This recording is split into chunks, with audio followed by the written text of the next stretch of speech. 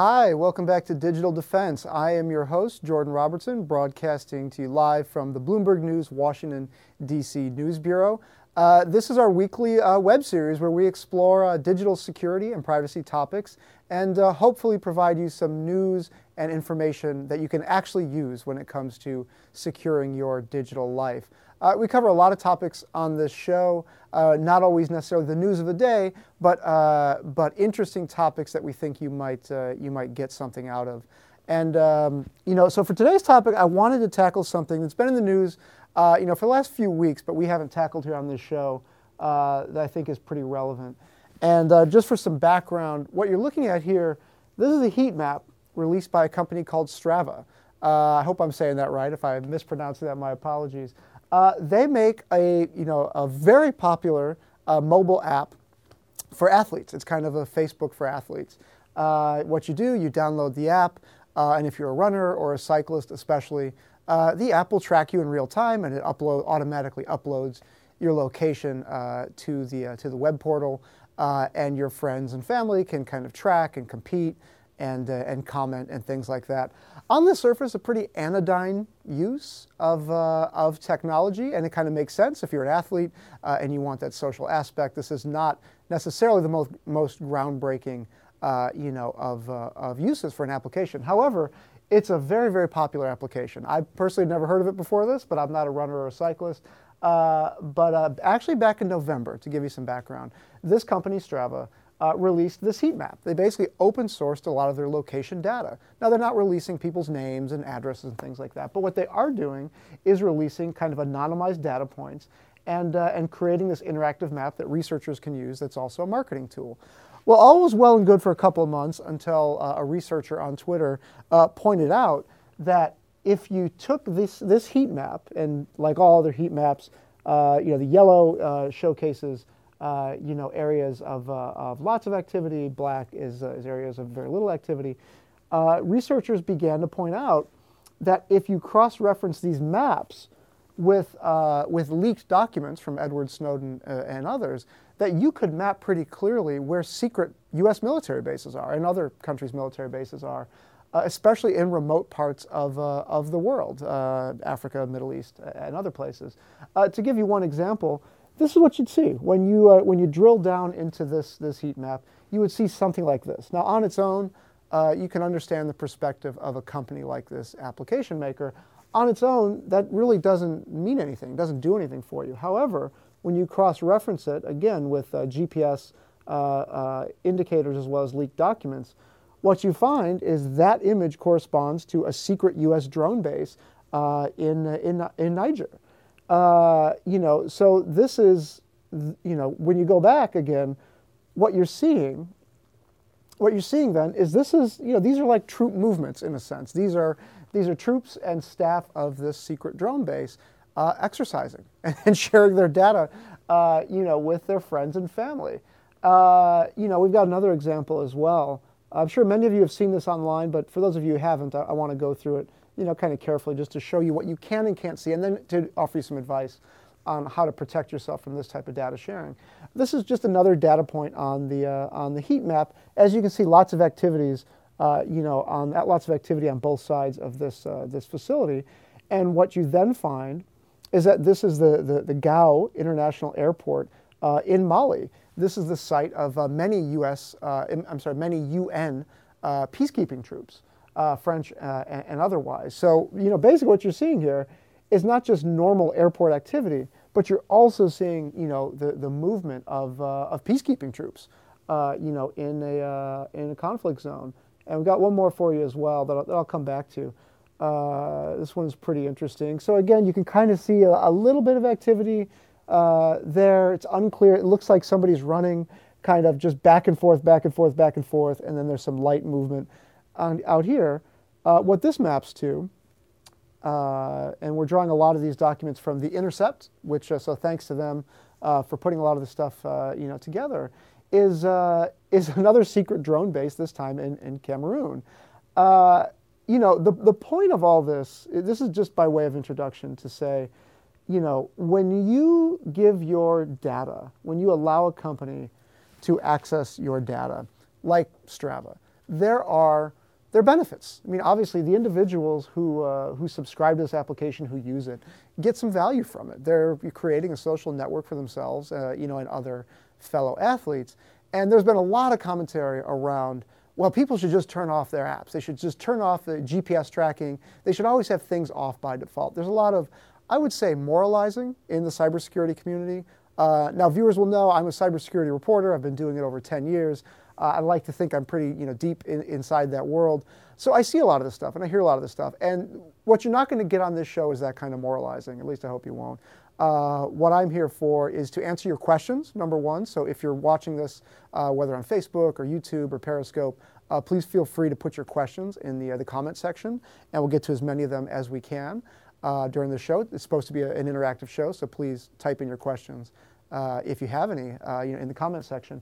And what this show is supposed to provide is some practical advice, for how to navigate really this new world of digital surveillance and digital tracking.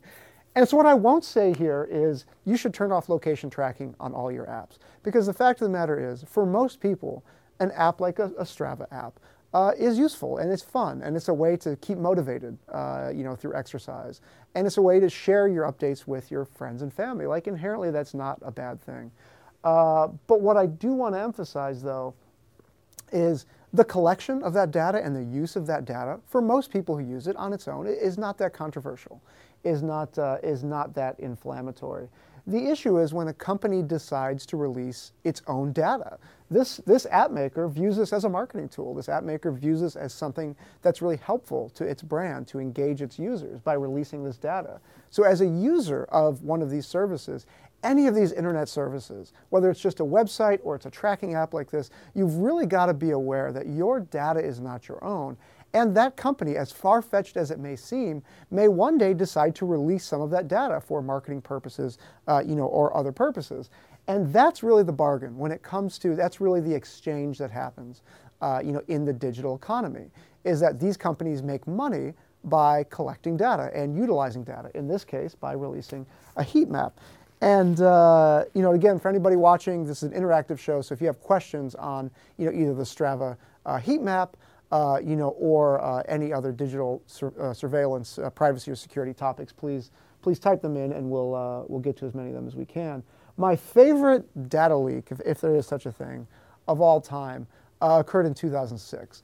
What you're looking at here, and you may have to zoom in if you're looking at this online, but I'll describe for you what you're seeing here. In 2006, AOL, which was still a big deal back then, released an anonymized data set of individual search terms.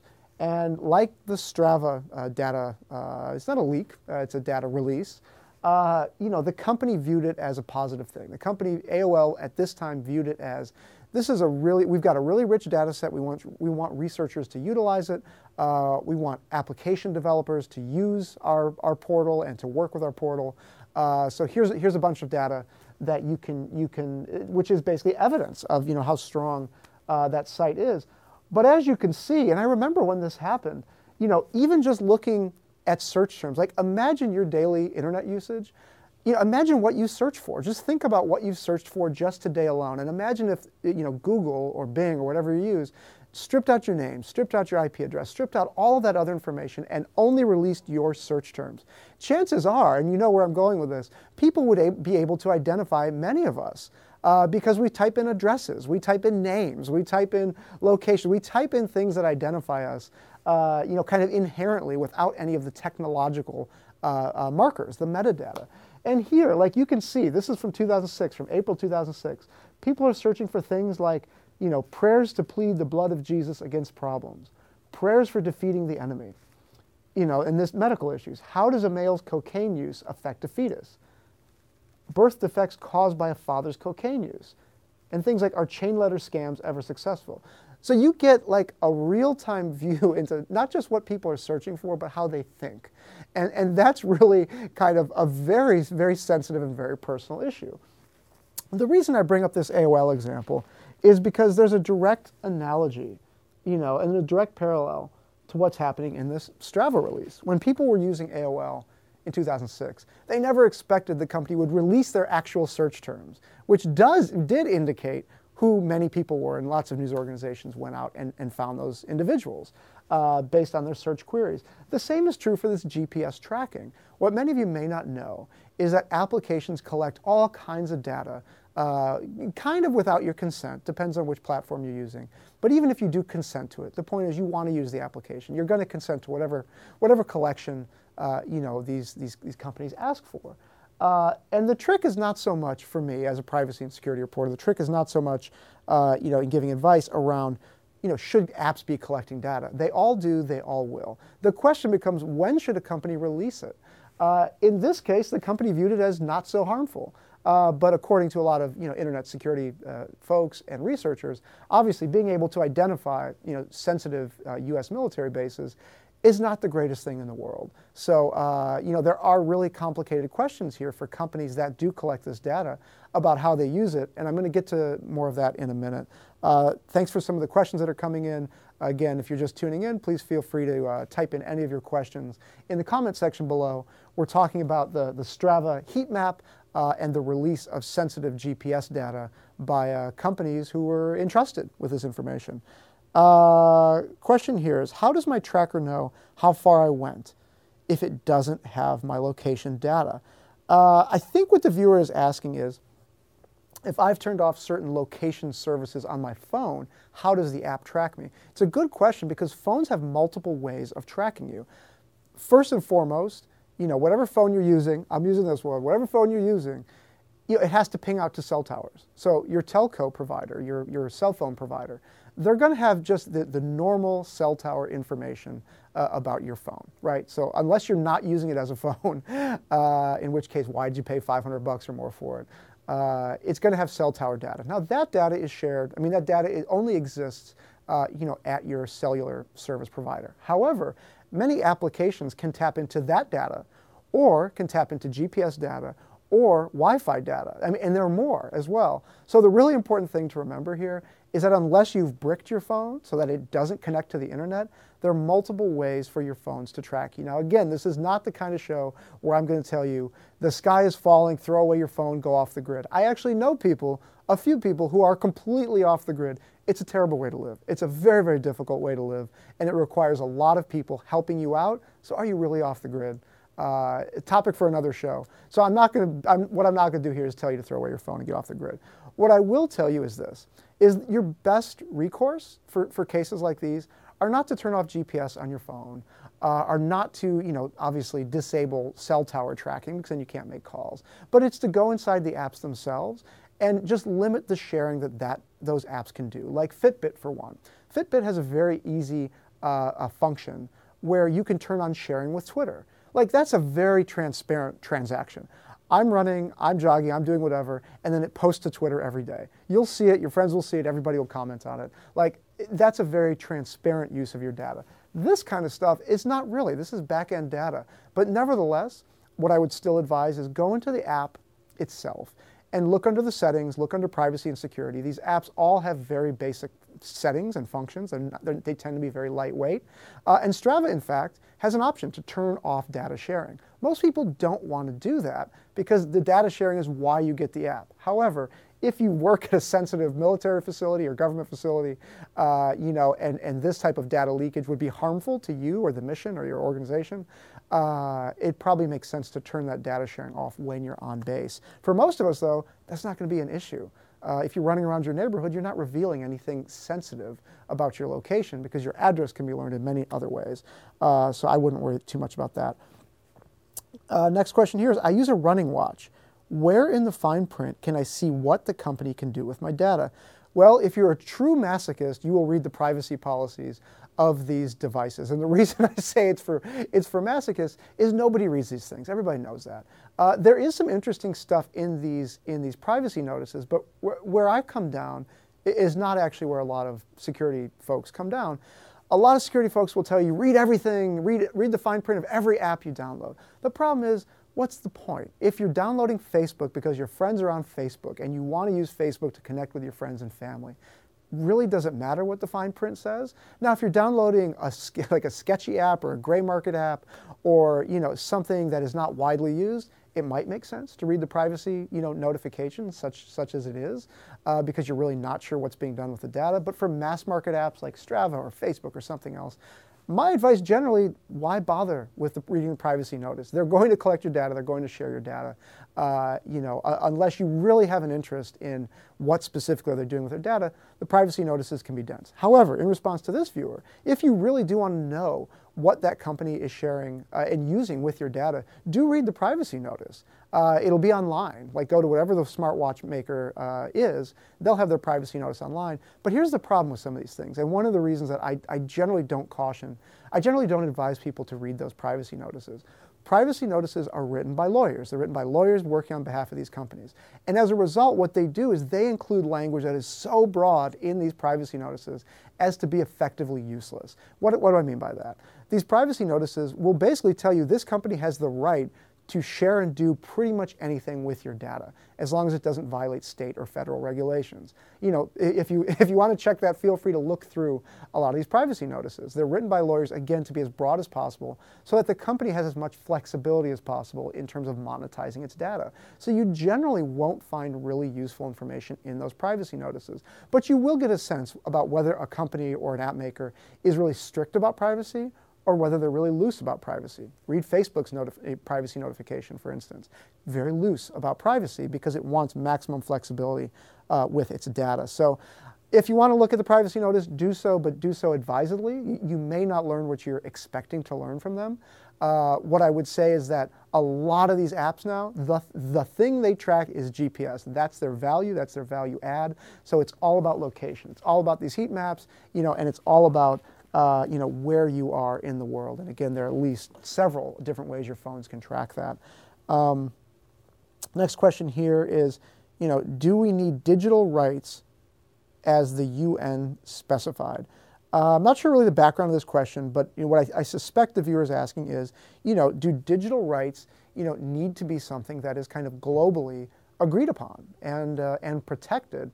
It's a tricky question because when it comes to, like let's say the Strava example that we've been talking about, when it comes to that company releasing your GPS data, is that a violation of your human rights or of your privacy rights?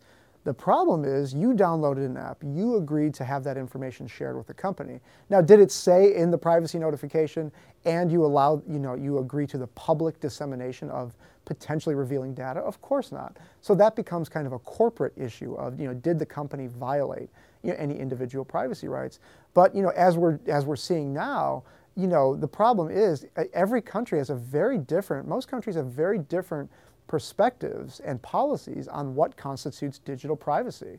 Europe, for example, is very strict. So strict, in fact, that some countries have a right to be forgotten. Your internet provider or a search provider like Google has to delete data about you in that country only.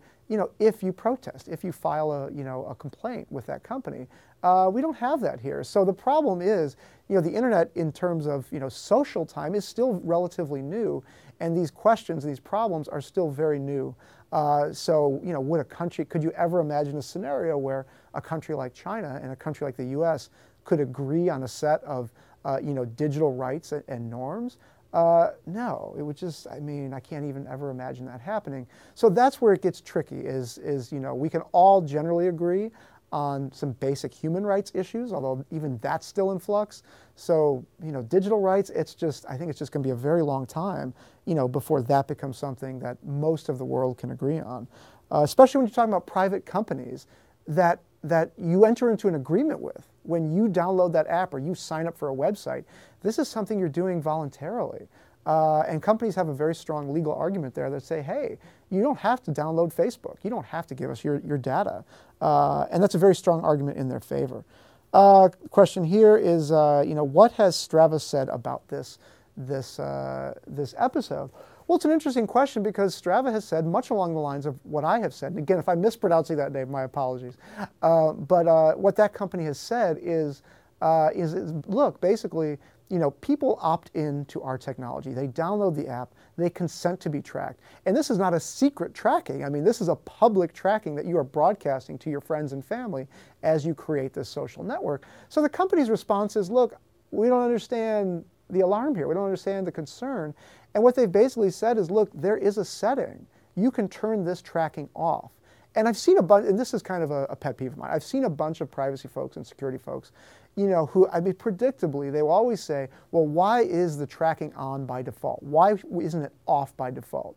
And my response to this diverges from a lot of my peers in the security and privacy community, which is that why on earth would you have the location tracking off by default in a tracking app, an app that you download so that you can be tracked, and that's so you can socialize with friends in this way and keep yourself motivated to exercise. I'm not of the opinion that this company should have that off by default. Like, I think it doesn't make any sense. Now, something like Facebook or other apps that are not inherently location tracking apps, I think it's a very different story there, because when you download something on Facebook or Twitter or some other app, my belief is location should be turned off by default, because that's not why you're downloading the app. But Strava, I think, has a pretty legitimate argument when they say, if you want to turn off location, sure, feel free, but that's not really what the app's about. You're kind of disabling the core functionality of the app.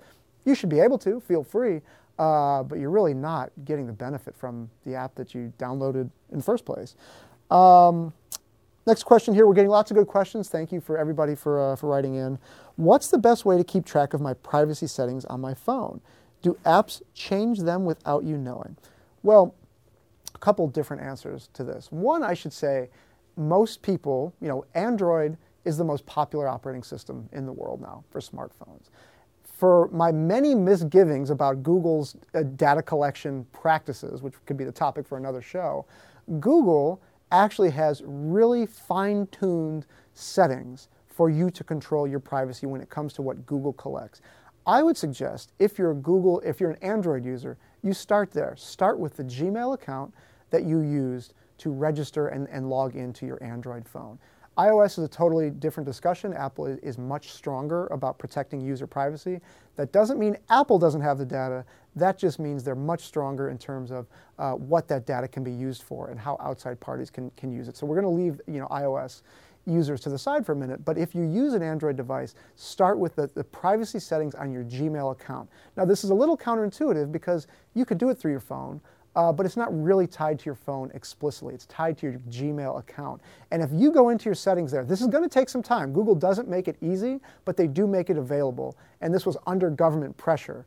No company wants government regulation, and the FTC and other government agencies, when Google really became big, started to look at them very aggressively, and I think they're under some sort of 20-year supervisory agreement with the FTC. So they've got to mind their P's and Q's when it comes to giving people good privacy options. So I would say go into your Gmail account, and it's going to take a lot of hunting and pecking, and it's going to take a lot of Googling to figure out all of your different options in there, but you can turn off an awful lot about what your Android device collects about you, from location, from search activity, from map history, from YouTube history. But I will caution you, while there are lots of options available to you there, you do kind of have to go app by app, whether it's YouTube, whether it's Google Maps, whether it's Gmail proper, and disable things through there. But that's where I would start, because Google is the entity that's going to be collecting the vast majority of your data if you're using an Android phone. When it comes to other apps, in response to this viewer's question, is do apps change your settings without you knowing?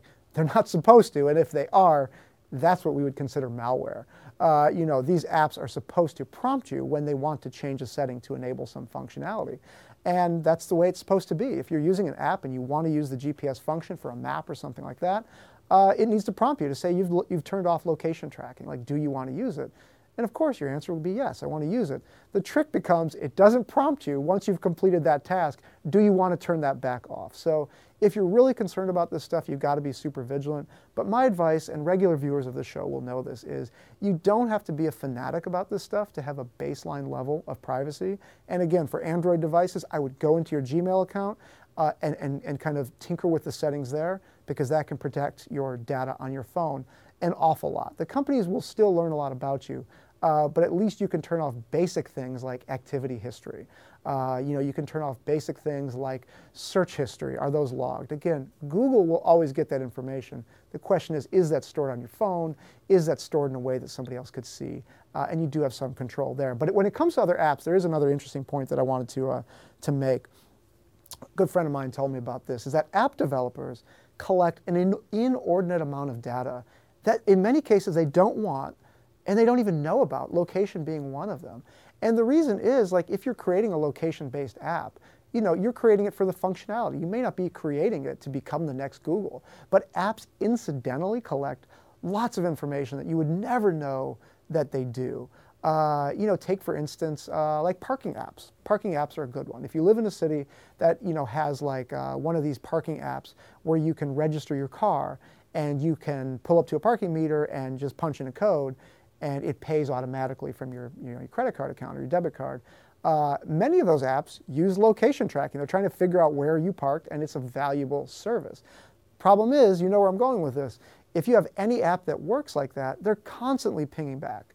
They're constantly phoning home and revealing to the app developer where individuals are. Now, again, valuable service. Would you turn that off?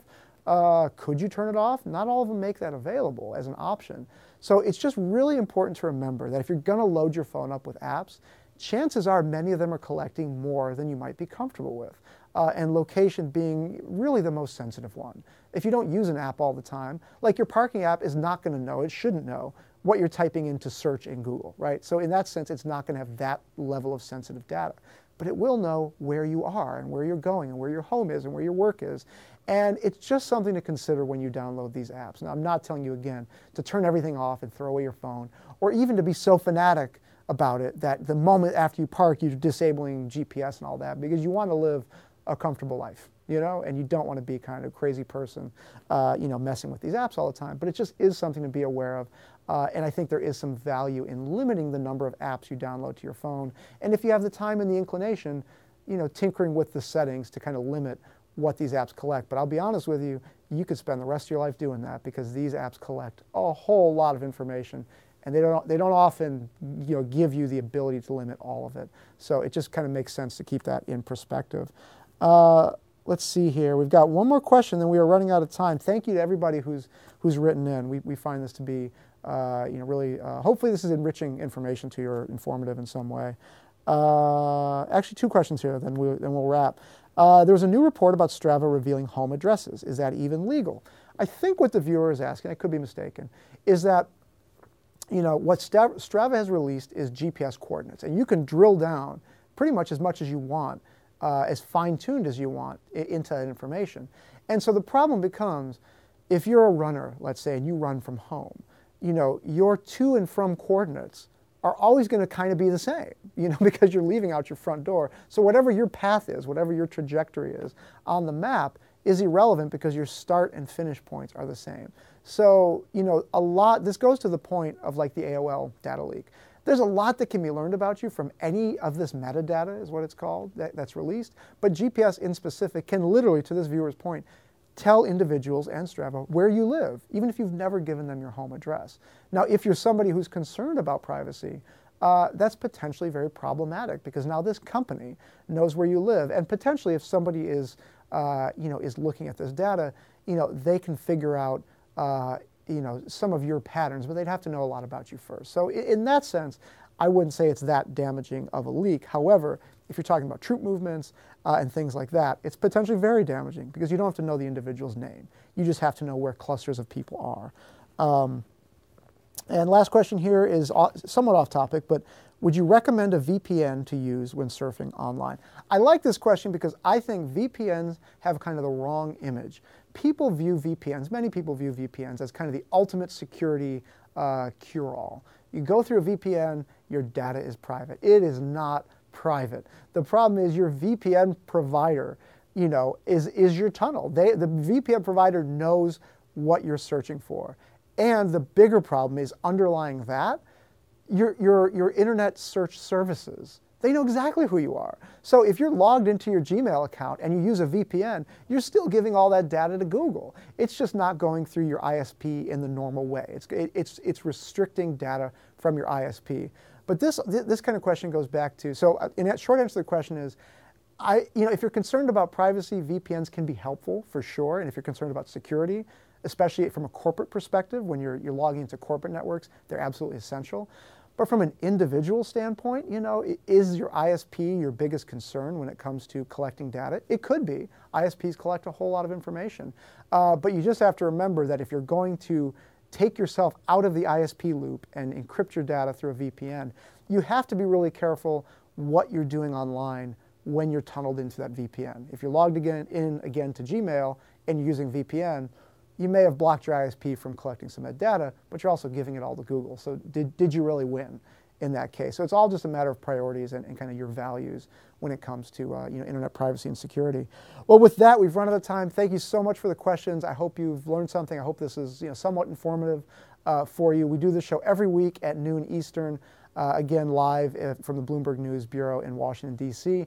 You can catch me on Twitter, which is at JordanR1000, Jordan, the letter R, the number 1000. And please do visit the Bloomberg Technology webpage at bloomberg.com/technology. There you'll find links to archived editions of this podcast, this webcast, as well as other great materials such as Decrypted, which is a podcast we do, and another web series called Gadgets with Gurman, which is done by my great colleague Mark Gurman.